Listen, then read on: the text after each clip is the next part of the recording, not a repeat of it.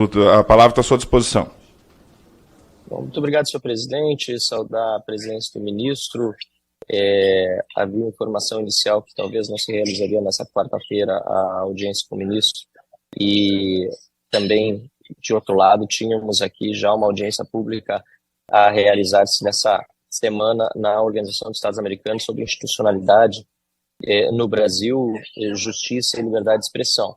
Então, assim, eu peço vênia por participar virtualmente, mas fiz questão de endereçar algumas perguntas ao ministro.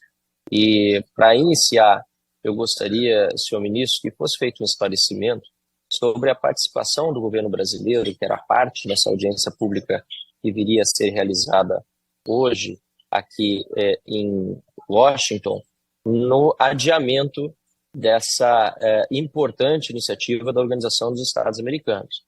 Nós recebemos informações muito desconexas, esparsas a respeito de um convite feito pelo governo brasileiro para que o comissário da OEA responsável pela questão da liberdade de expressão visitasse o Brasil, e esse convite, feito posteriormente à confirmação da realização da audiência pública, confirmação feita no dia 7 de outubro, portanto, recentemente, este convite teria desencadeado o adiamento da reunião. Não vemos necessidade para isso, é óbvio que é uma decisão da Organização dos Estados Americanos, mas além desse convite ter desencadeado supostamente esse adiamento, há também fontes que dizem que o governo brasileiro teria, em lugar de se colocar como um ator que observa e, ao mesmo tempo, obviamente, se manifesta no processo, ao lado de parte dos interessados nessa audiência. Então, eu gostaria de obter do ministro informação também que fosse esta Comissão de Relações Exteriores e Defesa Nacional divulgar o conteúdo, a data do convite feito ao senhor Pedro Vaca para que fosse ao Brasil, para que tudo ficasse muito transparente e que eventuais desconfianças, inclusive, em relação à postura do Estado brasileiro nesse caso, possam ser dirimidas. Acho muito importante, inclusive, senhor presidente, o deputado Lucas Redec, fazer menção aqui que estivemos ontem com o senhor Benoni Belli, que é o representante brasileiro aqui na OEA, e fizemos a solicitação verbal e agora pela manhã formal, por e-mail, ao embaixador, para que também se manifestasse a missão em relação a esse cancelamento que foi feito há menos de 2 semanas da realização da audiência pública, já com a missão autorizada pela Câmara dos Deputados.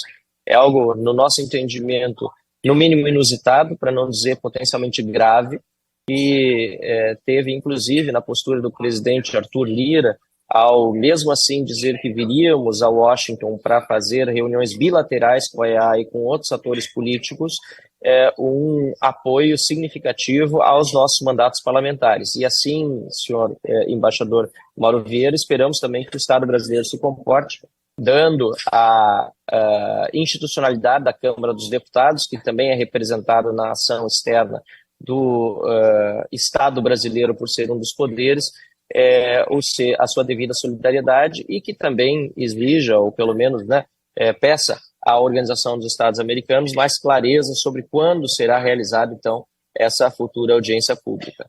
Além da questão dos direitos humanos no Brasil, que precisam ser discutidos em foros internacionais, foi tratado longamente a OEA, fossem implementadas. Então, bem objetivamente, eu gostaria de saber, senhor ministro, de 2 semanas para cá, o que o Estado brasileiro fez em relação ao caso de Maria Oropesa. Também gostaria de dizer que nós estamos agora, nesse momento, com o período de transição aqui nos Estados Unidos de governos, Trump eleito presidente para um segundo mandato, e gostaria de, assim, perguntar a Vossa Excelência, ministro, como ficará a relação do Brasil, em particular após as manifestações de Lula, por exemplo, dizendo que o governo de Trump seria nazismo com outra cara. Seria muito importante ter uma manifestação de Vossa Excelência nesse sentido, e eu espero que ela seja feita da forma também mais objetiva possível. É muito claro que Lula, aliás, tem um problema com o termo nazismo, porque ele comparou a defesa de Israel no caso dos ataques feitos pelos terroristas do Hamas a exterminação de judeus sob Hitler no nazismo. E foi isso, é importante lembrar, que acabou resultando numa reação da chancelaria israelense e também na declaração de que Lula é, a partir de então, persona non grata.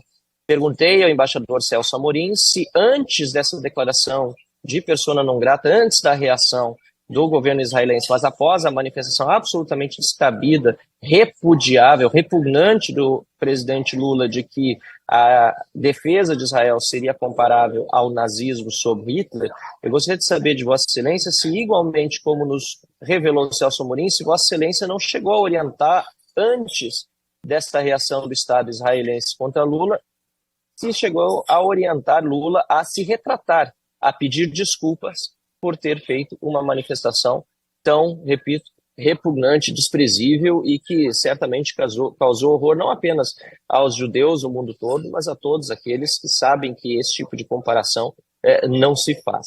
E, finalmente, senhor presidente, eu quero aqui ainda lembrar que esse mandato de Lula está conseguindo bater todos os recordes em questão diplomática, né? Além da persona non grata em Israel de Lula, tivemos o embaixador Celso Amorim sendo declarado persona non grata na Venezuela, né, pelo governo venezuelano. Depois, aliás, nós tivemos também a expulsão do embaixador do Brasil na Nicarágua, um país que é aliado ideológico do governo. O presidente Lula apoiou Massa na eleição da Argentina, lá o Milei venceu. Depois apoiou a Kamala na eleição dos Estados Unidos, Trump venceu. Apoiou o Maduro na eleição da Venezuela. A oposição venceu, apesar do Maduro ter roubado. Então nós temos uma série de desastres da diplomacia nacional, e eu me pergunto, o embaixador Mauro Vieira, o que, afinal de contas, esse mandato está significando no contexto internacional? Porque, sinceramente, em se tratando de uma nação que tem, ao longo dos séculos, demonstrado uma pujança, uma importância internacional como o Brasil, ver nós nos aliando nesse momento a todos os perdedores, antecipadamente, tentando interferir, inclusive, nas políticas internas. E pior, aliando-nos, em grande parte dos casos, a ditaduras e a países que limitam a liberdade dos seus cidadãos, não é boa notícia para o Brasil. Então, uma avaliação do senhor a respeito dessas manifestações do Lula e, concluindo, senhor presidente, agora vejo que o meu tempo se esgotou, saber se tem havido, da parte da diplomacia brasileira, principalmente do ministro Mauro Vieira, algum tipo de recomendação para que Lula cale a boca nessas horas todas. Muito obrigado.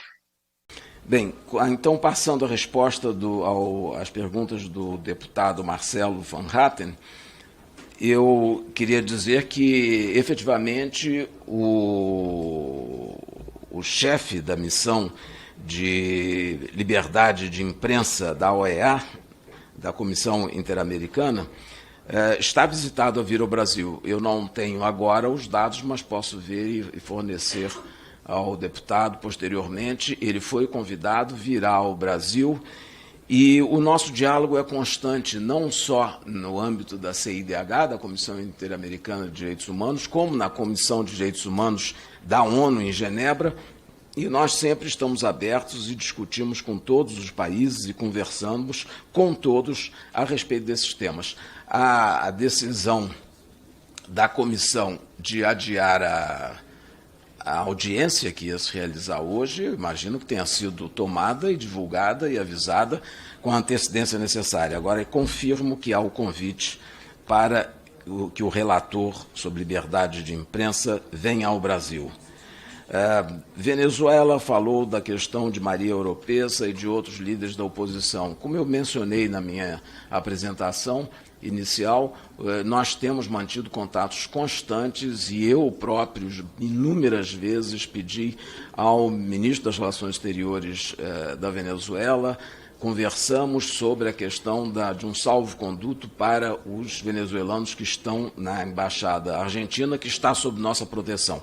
Nunca deixamos de pedir, de conversar e de dialogar de forma correta e aberta, e ouvimos os dois, o lado deles, ouvimos o lado dos refugiados e fazemos o possível. Inclusive, nós temos um funcionário da Embaixada Diplomática da Embaixada do Brasil que vai diariamente à Embaixada da Argentina, que está agora com a bandeira brasileira no seu mastro, de acordo com as regras internacionais, do direito internacional, exercendo a proteção das pessoas que se encontram dentro da embaixada. Mas estamos, e sempre falamos sobre Maria Oropesa e outras pessoas, temos preocupações e que mantemos a informação ao governo venezuelano.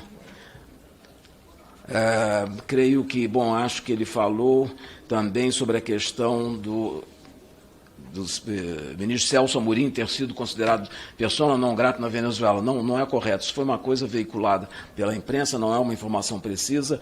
Um funcionário, acho que do Legislativo, disse que ele deveria ser considerado persona não grata, alegando intromissão em assuntos domésticos, que não era. O Brasil estava lá e ele estava lá, porque foi convidado a ser, como já disse, garante dos acordos de Barbados, que deram a possibilidade das eleições, e também como observadores eleitorais, por isso que foi feito. E quanto ao deputado Jonas Donizete, queria agradecer muito as suas referências,